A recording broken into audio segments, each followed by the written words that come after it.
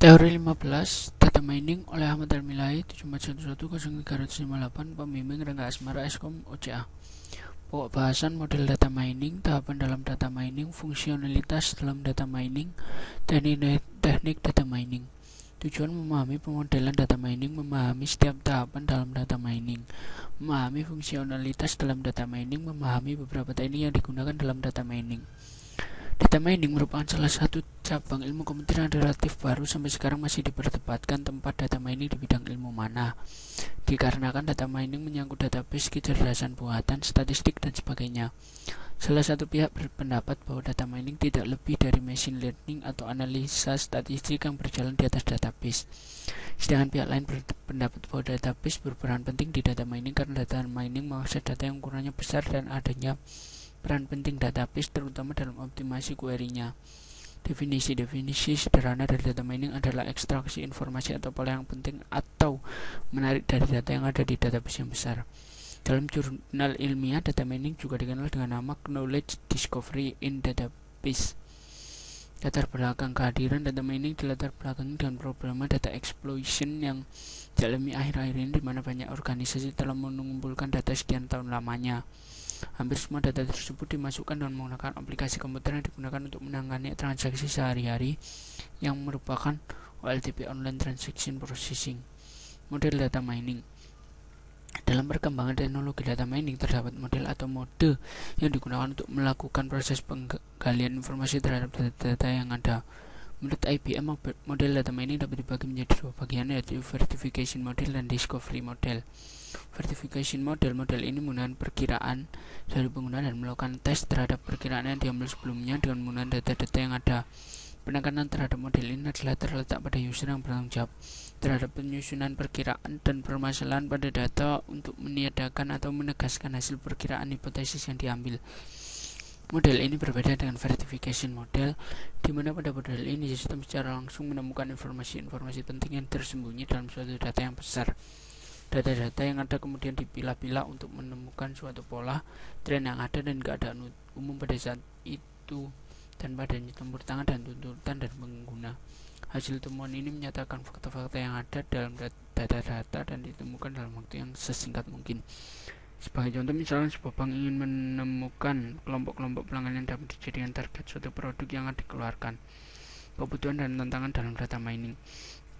Hal-hal yang harus diperhatikan pada data mining adalah sebagai berikut: penanganan berbagai tipe data, efisiensi dari algoritma data mining, kegunaan, kepastian dan keakuratan hasil, ekspresi terhadap berbagai jenis hasil, memperoleh informasi dari sumber-sumber data yang berbeda, proteksi dan keamanan data.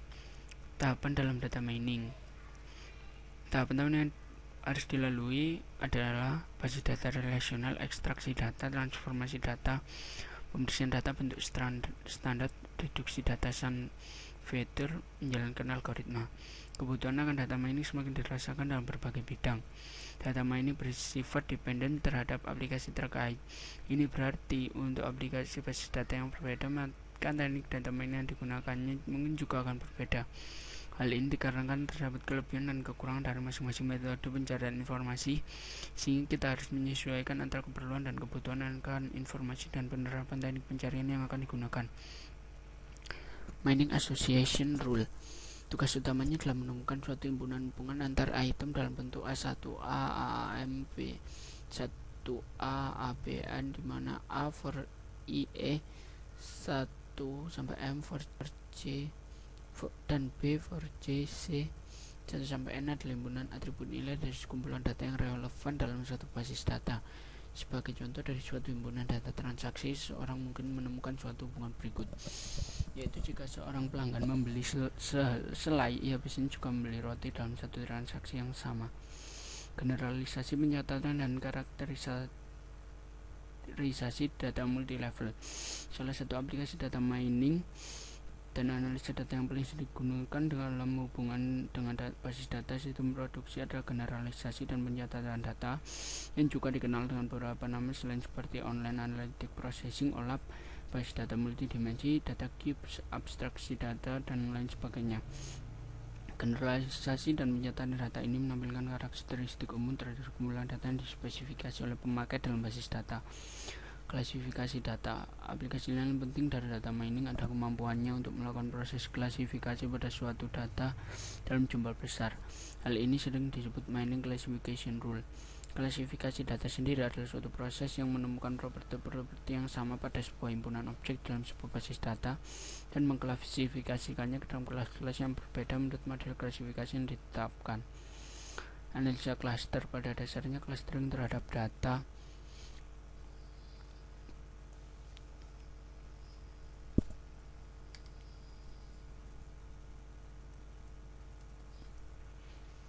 clustering terhadap data adalah suatu proses untuk mengelompokkan sekumpulan data tanpa suatu atribut kelas yang telah didefinisikan sebelumnya. Berdasarkan pada prinsip konseptual clustering, yaitu meminimalkan dan juga memaksimalkan kemiripan intrakelas. Proses untuk mengelompokkan secara fisik atau abstrak objek-objek ke dalam bentuk kelas-kelas atau objek-objek yang serupa disebut dengan clustering atau unsupervised classification.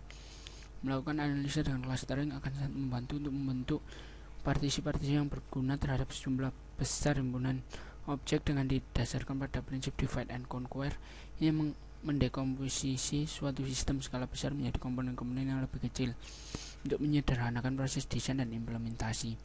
Pencarian pola sekuensial. Fungsi pola sekuensial menganalisa sekumpulan record pada suatu periode waktu, misalnya untuk menganalisa tren. Satu pola dapat ditampilkan dalam contoh sebagai berikut. Pelanggan biasanya membeli gula langsung melakukan transaksi membeli kopi. Dari semua transaksi membeli gula, ternyata hampir seluruhnya terdapat transaksi membeli kopi. Dari pola-pola yang ada ini dapat dijadikan masukan bahwa telah terjadi suatu kecenderungan dari pelanggan, di mana setiap pelanggan melakukan transaksi membeli gula maka akan diikuti oleh transaksi membeli kopi. Untuk itu pihak manajemen dapat menempatkan letak item kopi dekat dengan item gula sehingga memudahkan pelanggan untuk melakukan transaksi selanjutnya. Teknik-teknik data mining. Klasifikasi skema berbeda dapat digunakan untuk mengkategorikan metode dan sistem data mining dengan didasarkan pada jenis basis data yang akan dipelajari dan teknik apa yang akan digunakan. Beberapa di antaranya adalah sebagai berikut. Jenis basis data yang akan dijadikan objek, jenis informasi yang hendak dicari, jenis yang hendak digunakan. Market basket analysis. Fungsi association rule seringkali disebut dengan market basket analysis yang digunakan untuk menemukan relasi atau korelasi di antara himpunan item-item. Market basket analysis adalah analisa dari kebiasaan membeli customer dengan mencari asosiasi dan korelasi antara item-item berbeda yang diletakkan customer dalam keranjang belanjaannya.